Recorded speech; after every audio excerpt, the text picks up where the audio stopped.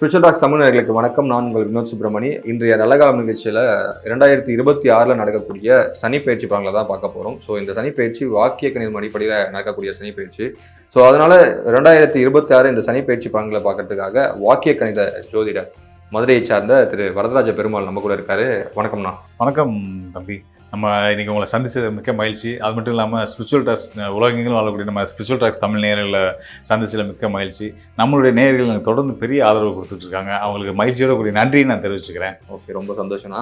இப்போ இந்த நடக்கக்கூடிய 2026 வரக்கூடிய இந்த சனி பயிற்சி இருக்குல்ல, இந்த வாக்கிய கணிதம் அடிப்படையிலான சனி பயிற்சி, ஸோ எந்த மாதிரியான மாற்றங்களை நிகழ்த்த போகுது? நான் எதனால் கேட்குறேன்னா, நீங்கள் பொதுவாக பார்த்துருப்பீங்க சோஷியல் மீடியாவில் நிறையா இது நடக்க போகுது, பிரளயம் நடக்க போகுது, அந்த மாதிரினா நிறைய விஷயம்லாம் சொல்லுவாங்க 2026 ஆரம்பித்த உடனே. ஸோ பர்டிகுலராக இப்போ குரு பயிற்சியும் வரப்போகுது, இப்போ சனி பயிற்சி வேறு வாக்கிய கணிதம் அடிப்படையில் வரப்போகுது. ஸோ இதனால் எந்த மாதிரியான மாற்றங்கள் இருக்கும்? ஸோ அடுத்து தொடர்ந்து எல்லா ஒரு ராசிக்கும் சொல்லுங்கண்ணா. ஆமாம், கண்டிப்பாக. அதாவது நம்ம சனியுடைய பயிற்சி நிலை அப்படின்றது என்னன்னு பார்க்கணும். முதல் சனி இப்போ எங்கே இருக்கார் அப்படின்னு பார்த்தீங்கன்னா, கும்ப ராசியில் இருந்துகிட்டு இருக்காரு. கும்ப ராசியிலேருந்து மார்ச் 6ஆம் தேதி அவர் வந்து மீன ராசிக்கு போகிறார். அது மீன ராசி அப்படின்றது வந்து காலபுருஷ தத்துவத்தில் 12வது ராசி. அது குருபவனோட வீடு, சுபகரமான முழு சுபரான வியாழனுடைய வீடு தான் அந்த மீன ராசி, நீர் ராசி. அதுக்கு நிறைய காரத்துவங்கள் உண்டு. அந்த நீர் ராசிக்கு, குருவுடைய ராசிக்கு சனி பகவான் வர்றார் இல்லையா, இது வந்து அவருடைய ஒரு சுற்றம் முடித்து 30 ஆண்டுகளுக்கு பிறகு இந்த மீன ராசிக்கு வர்றார். இதே ஒரு சிறப்பு தான். ஸோ அந்த வகையில் வந்து சனி பகவான் இனி வரக்கூடிய காலங்களில் மேஷம் முதல் மீனம் வரையான 12 ராசிக்காரர்களுக்கும் எப்படியான பலன்களை கொடுக்க போகிறார் அப்படின்னு நம்ம பார்க்க போகிறோம். அது மட்டும் இல்லாமல் சனி பகவானை பார்த்து யாரும் முதல் பயப்படாதீங்க.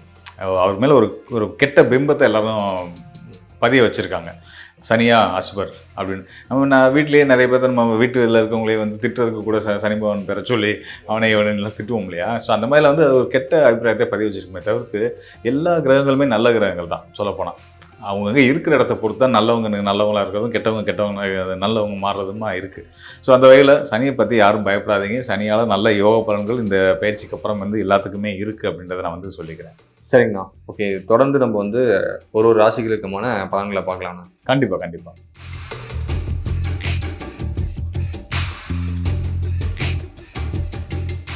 அந்த கன்னி ராசிக்காரர்களுக்கு இந்த 2026 வாக்கிய கணித அடிப்படையில் வரப்போகிற அந்த சனி பெயர்ச்சி ஆமாம் எந்த மாதிரியான பலன்களை கொடுக்க போகுதுண்ணா? கன்னி ராசிக்காரர்களுக்கு யோகர் யாரு?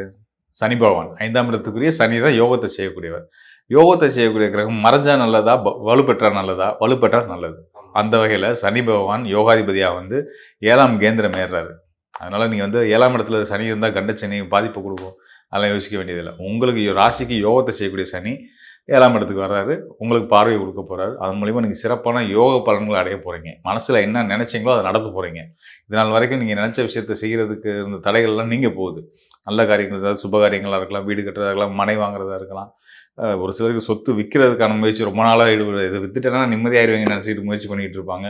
சொத்தை விற்று அதன் மூலயமா அவங்களுடைய பிரச்சனைகளை தீர்த்துக்க முடியும். இப்படியான பல எந்த காரியத்தில் தடைகள் இருந்தாலும் அது கண்டிப்பான முறையில் நிவர்த்தியாகி அவங்க மனம் விரும்பின விஷயம் கண்டிப்பாக நடக்கும். ஏன் மனம் விரும்பின விஷயம் கண்டிப்பாக நடக்கும் அப்படின்னா, கன்னி ராசிக்கு மனோஸ்தானம் சொல்லக்கூடியது வந்து மகர ராசி. மகர ராசியோடைய அதிபதி சனி பகவான். அவர் 7ஆம் இடத்துக்கு போகிறார். தான் விருப்பப்பட்டதை அடையிறதுக்கான ஸ்தானத்துக்கு போகிறார்.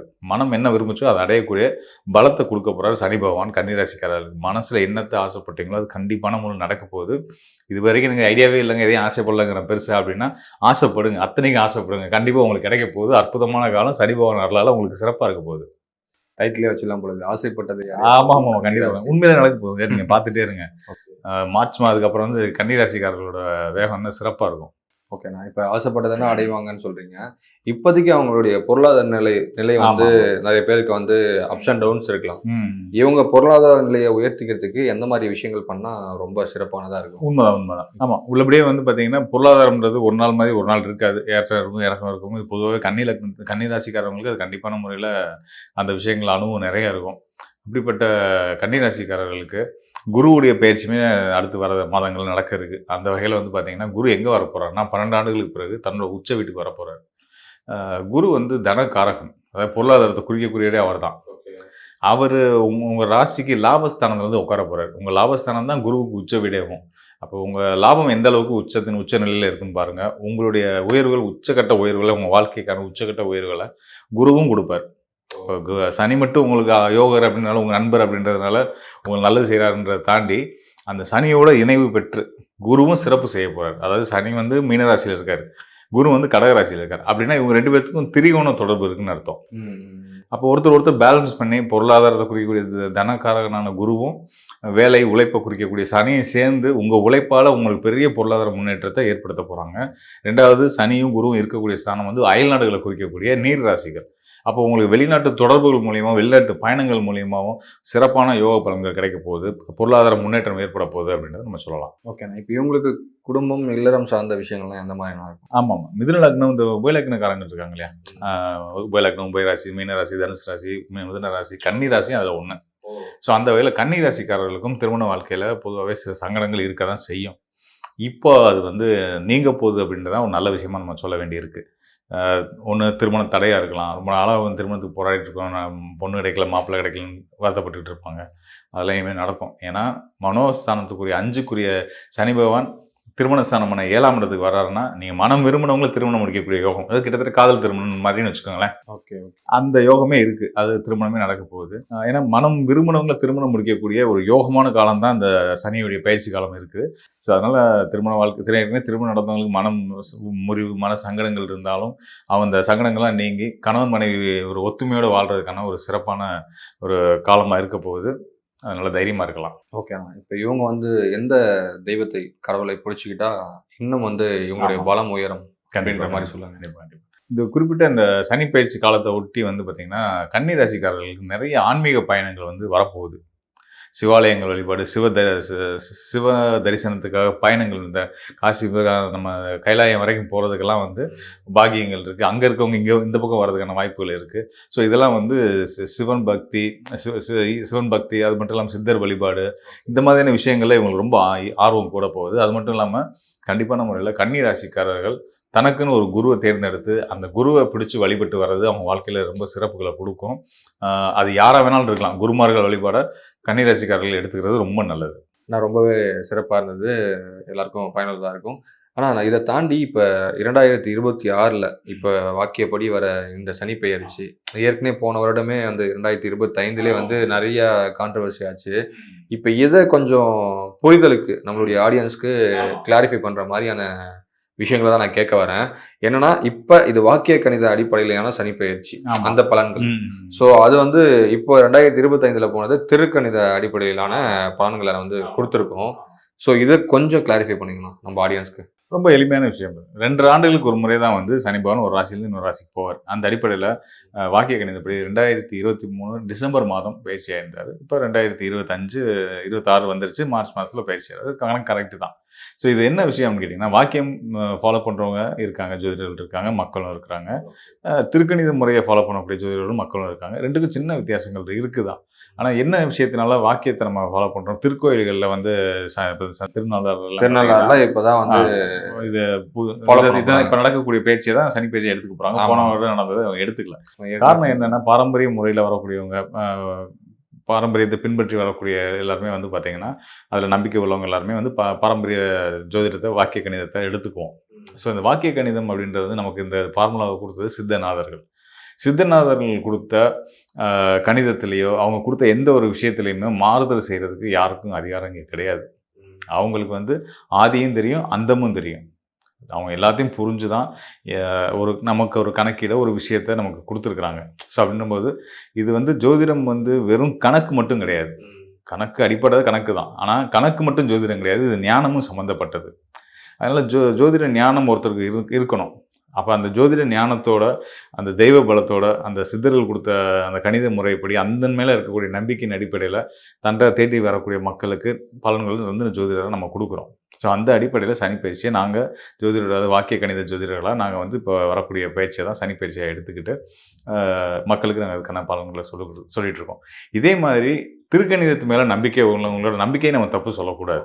அவங்களோட நம்பிக்கையில் அவங்களுக்குன்னு ஒரு தெய்வ பலம், அவங்களுக்குன்னு ஒரு வாக்கு பலம், அவங்களுக்கும் ஒரு நம்பிக்கைலாம் இருக்கு இல்லையா, அதன் அடிப்படையில் அவங்களும் மக்களுக்கு நல்லது சொல்லணும்னு நினச்சி அவங்க ஒரு நம்பிக்கையில், அவங்களோட கணக்கீட்டில் அவங்க ஒரு பலன்கள் சொல்கிறாங்க.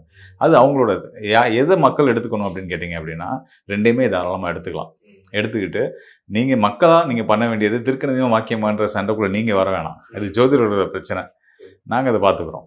நீங்கள் வந்து உங்களுக்கு நல்ல பலன், சரியான பலன் யார்கிட்ட கிடைச்சாலும் நீங்கள் தாராளமாக எடுத்துக்கலாம் அப்படின்றது தான் நாங்கள் சொல்ல வர விஷயம். இதுக்கெல்லாம் தாண்டி ஜோதிடம், இந்த கணிதங்கள், இந்த கணக்கீடுகள் இதெல்லாம் தாண்டி உங்களோட தெய்வ பக்தி உங்களை எப்பயுமே காப்பாற்றும் அப்படின்றதை நான் உங்களுக்கு உறுதியாக சொல்லிக்கிறேன். ஓகே. ஆனா இப்ப என்னன்னா, இப்ப நீங்க சொல்லிட்டீங்க. திருக்கணிதம்னா திருக்கணிதத்தை நீங்க ஃபாலோ பண்ணிக்கோங்க. ஆமாம். நீங்க வாக்கியம் பார்க்குறீங்கன்னா ஃபாலோ பண்ணிக்கோங்க. எல்லாம் ஒண்ணு தான் அப்படின்ற மாரி சொல்றீங்க. இருந்தாலும் பலன்கள் வந்து முரணா இருக்குல்லண்ணா. ஆமாம். இப்ப வந்து திருக்கணிதம் அடிப்படையில ஏற்கனவே சொல்லிட்டாங்க. அப்போ ஒரு பலன்கள் சொல்லியிருப்பாங்க. இப்போ வாக்கியம் கணித அடிப்படையில இப்ப பலன்கள் நீங்க சொல்றீங்க. இப்போ ஒரு பலன்கள் இருக்கும். ஸோ இந்த பலன்கள்ல முரண் இருக்கிறதுனால அவங்க கன்ஃபியூஸ் ஆகுறாங்கல்ல. காமனா ராசி பலன் பார்க்குற ஆடியன்ஸ்.